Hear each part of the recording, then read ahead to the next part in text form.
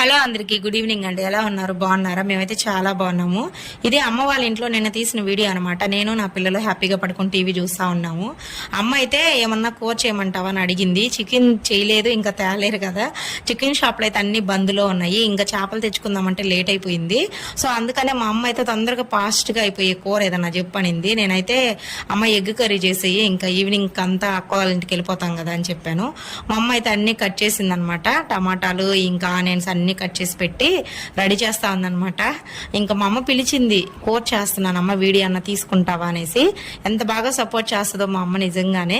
సరే కదా అని చెప్పి అయితే అమ్మ ఈరోజు చేస్తుంది కదా వీడియో పెడదామని బాండి పొయ్యి మీద పెట్టి ఆయిల్ వేసి ఇంకా పోపు దినుసులు అన్ని వేసింది. ఆనియన్స్ అయితే వేసిందండి, కరివేపాకు బాగా వేగనిచ్చిన తర్వాత టమాటా ముక్కలు అన్ని వేసుకోవాలి. కానీ కరెంటు పోయింది కాబట్టి లాస్ట్ లో ఇంకా మేము తినే టైంలో కరెంట్ వచ్చింది. అందుకే ఈ విధంగా అయిపోయింది కర్రీ.